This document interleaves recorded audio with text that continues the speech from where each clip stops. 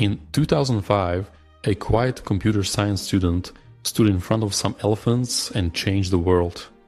That 19-second video, Me at the Zoo, was the first upload to YouTube. His name? Jawed Karim. But while the platform exploded into a global empire, Jawed all but disappeared. This isn't just a story about YouTube. It's about silence, about the unintended cost of creation, and about what happens when a man becomes the godfather of modern chaos, then walks away. In April of 2005, a blurry video appeared online, just 19 seconds long. A young man stands in front of elephants at the San Diego Zoo and says, "The cool thing about these guys is that they have really long trunks." That was it. No fancy editing, no music, no agenda. Just a guy named Jawed and a casual observation. It was the first video ever uploaded to a new site called YouTube. At the time, the internet was a patchwork of forums, flash games, and early blogs.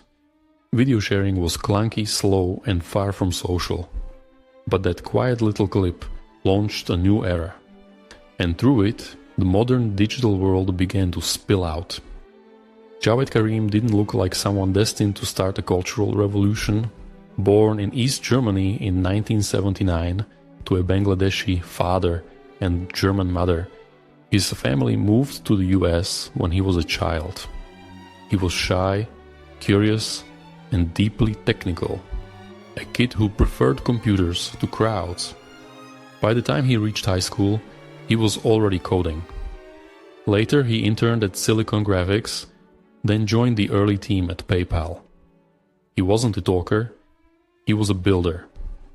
While others pitched or performed, Jawed quietly solved problems. That trait would define both his brilliance and his eventual vanishing act. In the early 2000s, PayPal wasn't just a company. It was a launchpad, a tight-knit group of engineers and entrepreneurs who would go on to shape the internet.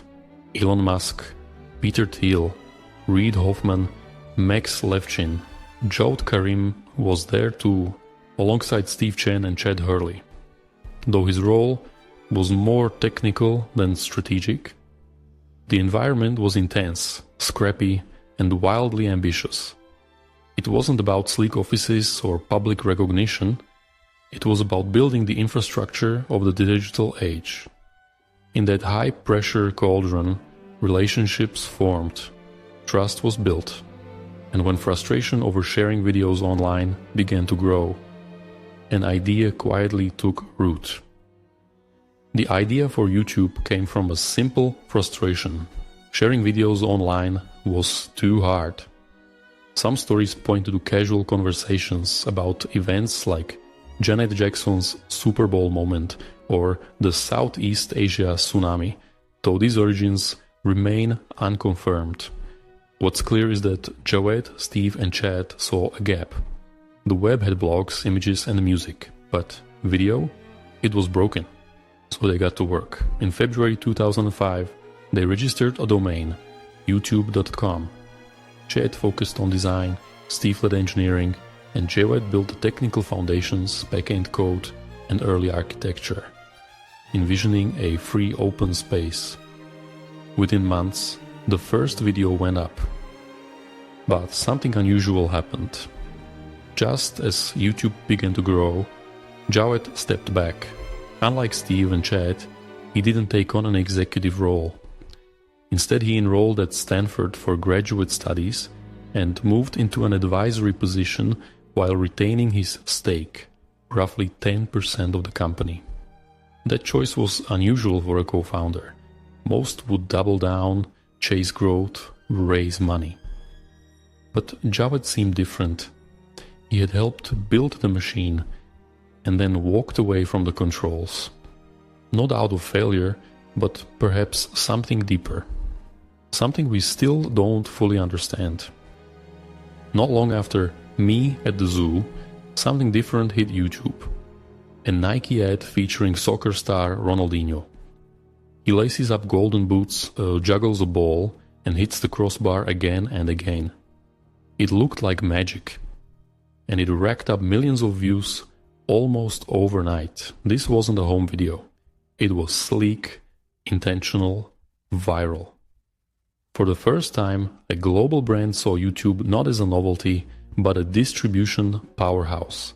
Suddenly, the platform became a stage for anyone, anywhere. Video creation was no longer exclusive. Fame was no longer gated. And Jawed, he watched it unfold like a spectator, not a director. The machine was beginning to run itself. By mid-2006, YouTube was growing at a speed even its founders couldn't fully control. Over 100 million views per day, tens of thousands of new uploads every 24 hours. Copyright complaints piled up, so did lawsuits. And then came the solution: Google. In November 2006, just 18 months after launch, Google acquired YouTube for $1.65 billion in stock. It was a bet and a bargain. Steve Chen and Chad Hurley stayed on. Jawed Karim did not. He quietly accepted his payout, estimated at around $64 million, and slipped back into obscurity. No press tour, no keynote, no public role, just silence. After the buyout, Steve and Chad took visible roles as YouTube's public face. They spoke at events, negotiated with media companies, shaped the platform's future. Jawed didn't. He made few public comments, declined interviews, and offered no vision for what YouTube should become. Over time, his absence became part of the lore. Online users started referring to him as a ghost, the man who built the door, then refused to walk through it. Jawed remained a username on the first video, a digital signature with no voice behind it. And in that absence, the internet started writing its own mythology around him. By 2007, YouTube wasn't just a site, it was an ecosystem. Homegrown stars like Smosh, Jenna Marbles, and later PewDiePie and MrBeast turned subscriber counts into empires. Educational channels like Khan Academy and activist movements also found a home. The casual, low-stakes platform of 2005 had become a full-blown attention economy. Channels became brands, comments became battlegrounds. And yet, the very first video, Me at the Zoo, remained untouched. No edits, no monetization, just a time capsule. It stood in stark contrast to everything that followed, almost sacred in its simplicity. And still, Jawed stayed out of view, watching the world tilt further away from what he'd quietly built. As more creators flooded it in, YouTube's content ballooned in every direction: comedy, beauty, tech, politics, education, conspiracy.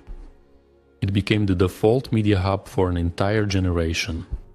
But scale came at a cost. The algorithm began favoring engagement over nuance. Sensationalism thrived. Fringe voices rose to the top. Viewers were nudged subtly and relentlessly toward more extreme content. What started as an open platform became a behavioral machine, optimizing for watch time, controversy, and emotional spikes. Entertainment and misinformation blended. Alongside genuine education and creativity, the cultural tone shifted, and the line between personal expression and manipulation grew harder to see. To support its creators and retain them, YouTube launched the partner program, allowing ads to be run on videos. Then came AdSense. For many, it was revolutionary. You could earn a living by making videos. But money changed the stakes. Clickbait flourished. Content was optimized not for meaning, but for revenue. Then, in 2017, the apocalypse hit. Major advertisers pulled out after learning their ads were placed next to hate speech and violent content. YouTube scrambled to impose new rules, punishing many innocent creators in the process. The platform had monetized attention, but couldn't control what that attention was drawn to. The consequences were now financial and deeply ethical. By the late 2010s, YouTube wasn't just shaping trends. It was influencing elections, amplifying conspiracies, and reshaping how people thought, alongside its role as a platform for education and entertainment. Politicians campaigned on it, conspiracies flourished in its cracks.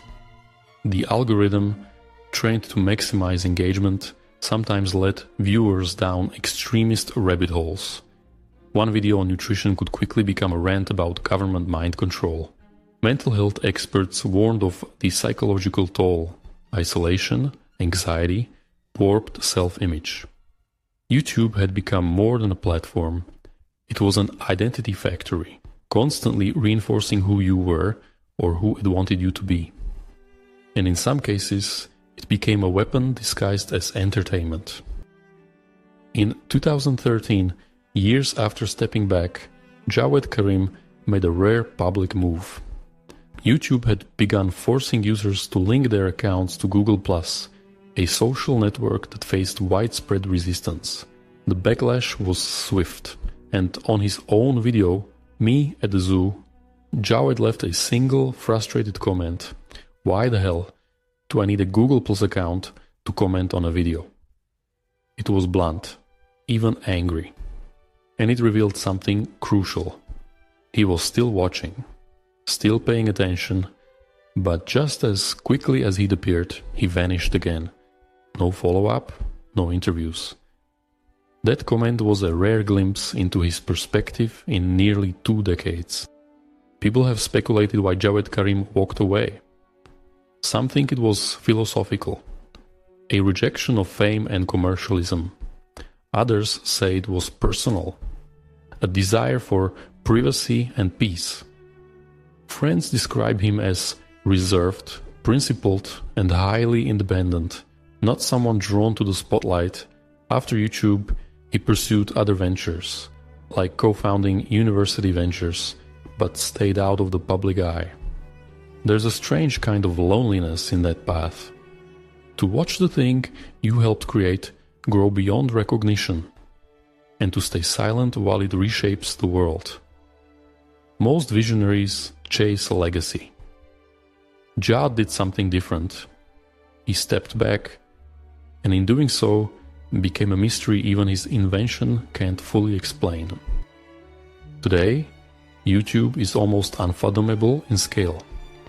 Over 2.5 billion active users, more than 500 hours of video uploaded every single minute. It is the second most visited website in the world, it is behind only Google itself. It educates, entertains, radicalizes, distracts, and documents humanity in real time. And yet, if you trace it all the way back, it starts with a single 19-second clip of a young man standing in front of some elephants. Me at the Zoo is still there, still pinned to the beginning of it all. It hasn't changed, but everything around it has. And the man behind the camera? He's never followed it forward. When you write a book or make a film, it ends. The creator sets boundaries. But platforms don't end. They evolve, often without the consent of the person who built them. YouTube didn't just outgrow its creators. It became something they couldn't have predicted or controlled. The same happened with other platforms like Facebook and Twitter. We tend to think of invention as a point of pride, but sometimes it's a burden, a loss of authorship. You plant the seed, but you don't control the forest, and once it grows wild, you're left asking, did I start this? Or did I just unleash it? Maybe Jawed Karim chose exile because he saw what was coming. Or maybe he just didn't want to be part of it. Not everyone wants to lead the parade after lighting the fuse. There's a psychological weight in building something that becomes unstoppable. The attention, the expectations, the sheer noise of it all. Some creators lean in, others leave. Karim isn't the only one. Other tech founders have walked away from platforms that became too big, too fast. But he may be the only one who left at the very beginning, when he still had the chance to shape it. And that silence? It might be the loudest thing he's ever said. In the vacuum of Jawed Karim's silence, the internet created its own myths. To some, he's a hero, the wise founder who escaped before things got complex. To others, he's a ghost, a figure who haunts the platform's origins, always present but never participating. And then there's a third interpretation, Jawed as a warning, a reminder that the architects of our digital lives don't always stay to live in what they've built. His silence stands out in an age of oversharing. I never meant for this. We don't know if he ever said it, but people hear it anyway. In the age of oversharing, he chose absence. And that absence became the story. It's tempting to ask, what if Jawed had stayed? Could YouTube have evolved differently with a quiet, idealistic engineer at the helm? Would the algorithm have been less aggressive, the platform less exploitative? Maybe, but idealism struggles against scale. And the attention economy doesn't reward restraint. The truth is, even if he stayed, he may not have been able to stop what was coming. But his exit left a hole, a sense that something human was missing. That maybe platforms need more than business plans and metrics. Maybe they need people who actually care, people willing to stay in the mess, or maybe people wise enough to walk away. Most tech founders write memoirs, they give keynotes, they build second acts. Jawed Karim has done none of that. No TED Talks, no podcast interviews, no updated YouTube channel, just that single video, me at the zoo. It's not just the first video on the platform, it's the only real trace he left behind. And in a digital culture that monetizes every opinion, every hot take, every fleeting thought, that silence is deafening. It's not just absence, it's a resistance.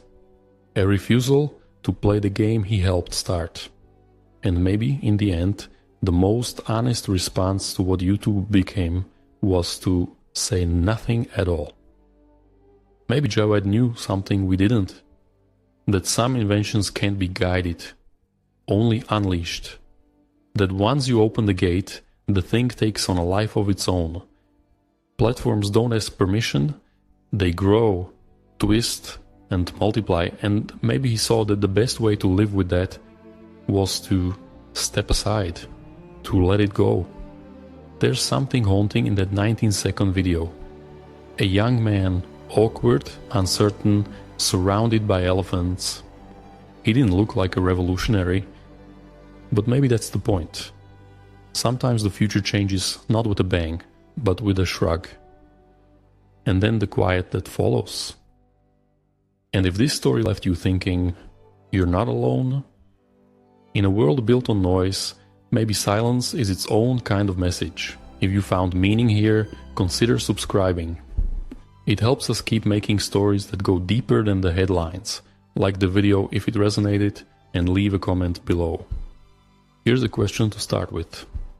Do you think creators should be responsible for what their platforms become, even if they step away? And if you're drawn to stories about quiet battles behind public lives, you might want to watch our last video about Heath Ledger. Not just the actor, but the person behind the mask, and what it cost him to become unforgettable.